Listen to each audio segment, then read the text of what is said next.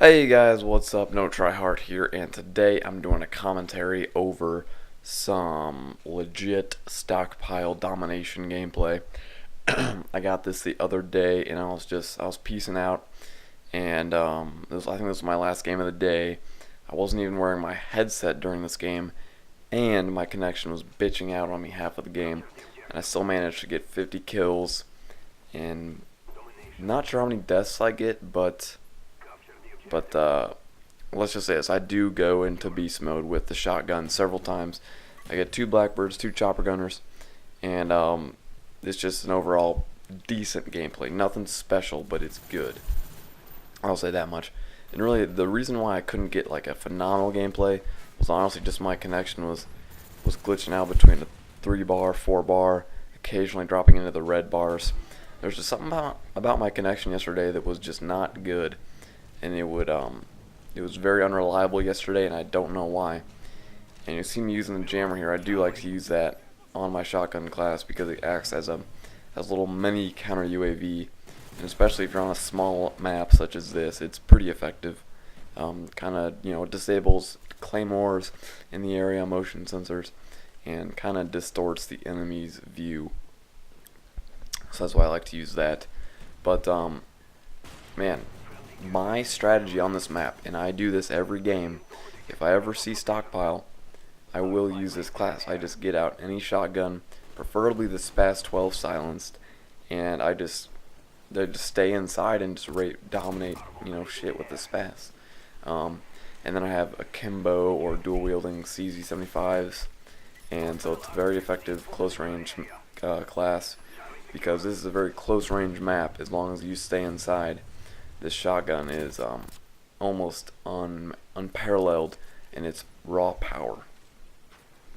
But anyway, one of the main things I wanted to talk about was if this Escalation map pack, Escalation, I hope I said that right, Escalation, if it's worth the money. And because I know there's a lot of PSN people that haven't had the chance to play them yet, and so this is really a video for them. But also, it's just a video for the Xbox people that maybe didn't want to shell out $15 for it, and they didn't want to go to, they didn't want to pay $20 for the 1,600 Microsoft points. And it is a pretty big decision, because what it really boils down to is, do you play Black Ops enough to make it worth your while?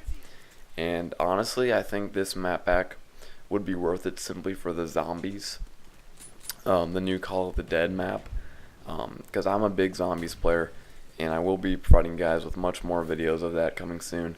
But I am a huge zombies player, so in my opinion, it would be worth it simply for the zombies. And I don't know if you guys follow Mercadurka, but he loves zombies. Zombies is his life. And he probably has 50 plus videos of zombies alone, just from all the different maps and everything on his channel.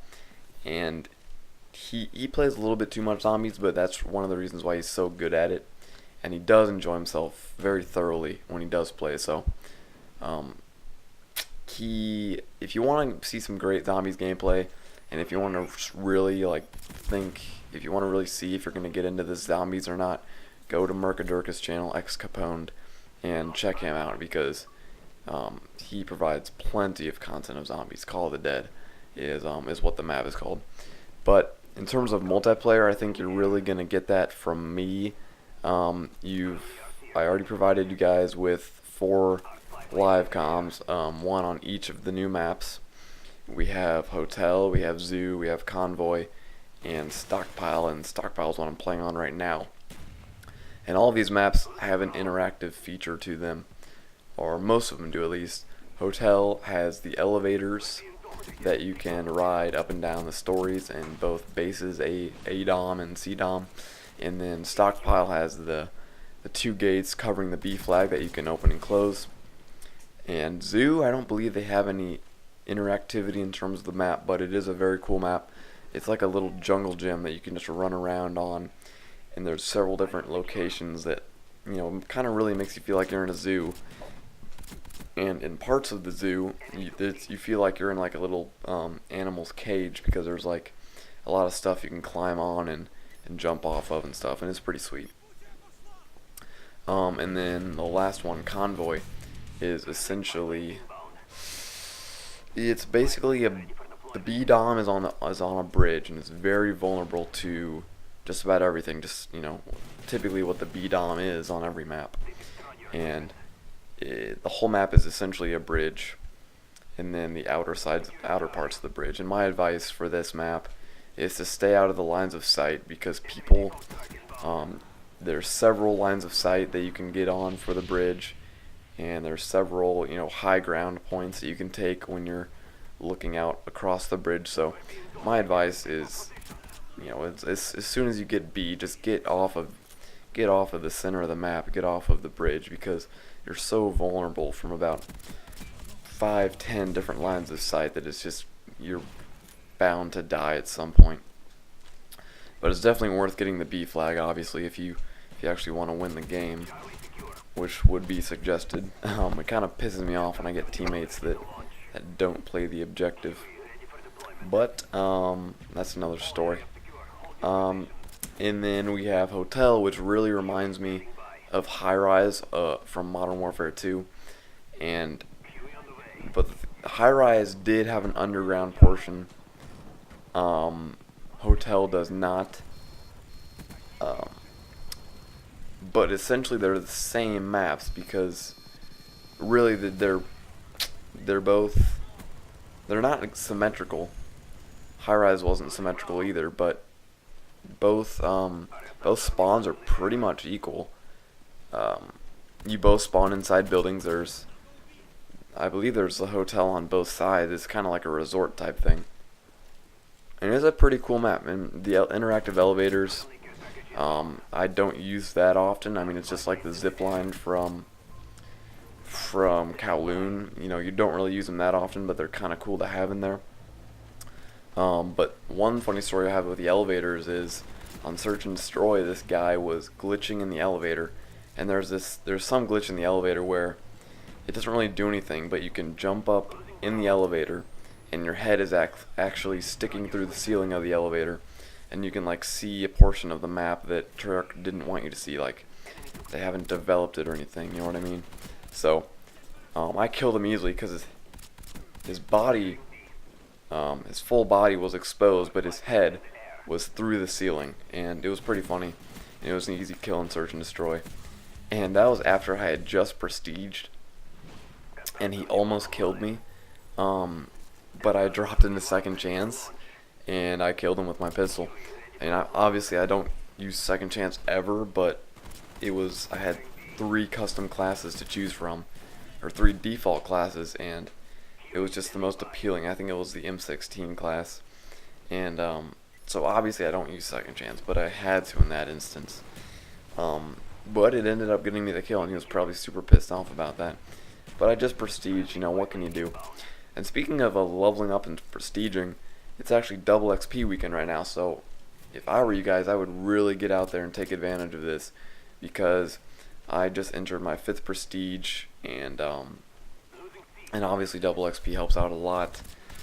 Really fast leveling up. I know a lot of my friends are going to get on and take advantage of it, and yeah. And then talking about Call of the Dead, just in terms of the value that you get for your money,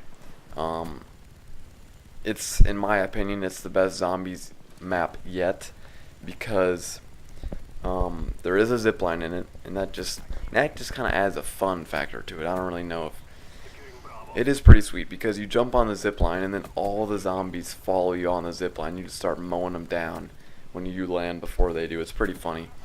But Call of the Dead, it's just, I feel like it's, well, first of all, it's the biggest zombies map they've ever done, and you can tell, and it's snowy, and just the large scale of the map, and there's so many different ways to go about doing things, and there's so many different doors to unlock. I don't think I've even unlocked every door, and I have gotten, I take that back. I probably have unlocked every door, but I haven't unlocked every door in a single game type, in a single game, because I know there's like the double tap perk that I just don't bother going after most of the time. But like perks like Juggernog is obviously essential, and then there's Sleight of Hand, Quick Revive, Deadshot Dequery, which is a nice perk because it. If you don't know what Deadshot Dequery is, it's a brand new perk specifically in Call of the Dead map pack, Call of the Dead Zombies map, and essentially what it does is without Deadshot, there's a huge amount of auto aim in zombies to begin with. And when you release the left trigger and pull it down, you auto-target the center of the zombie's body, or what Treyarch calls the center of mass. And with Deadshot Dequery, the auto-aim actually aims for the head, and on top of that, it gives you steady aim. So I think it's a good investment, and if you want to get a lot of headshots and kill the zombies in a quick manner, then Deadshot Dequery is the way to go, because sometimes it can be difficult and a daunting task to aim for the head, especially when they're moving every which way and they're not coming, you can't get a really good shot off. But if you just tap and release, continue tapping and releasing the left trigger, it'll keep auto aiming towards the head of the zombie, and you can get really good headshots that way and kill the zombies in an effective manner that way. But anyway, guys, this commentary is wrapping up here, and I really want to see what my final score is just so I can tell all of you, but I don't think I'm going to wait till the end of the video. There's only about 20 seconds left, maybe 40. Okay, game's over. Let me switch Sony Vegas to the best quality here. Oh shit, my battery's dropping on my laptop. Alright, I really gotta see what my final score is. After that, I will go. Anyway, guys, thanks for watching, and I really appreciate it. 52 and 10. Alright, guys, I'll see you later. By the way, buy this map pack. It's worth the money.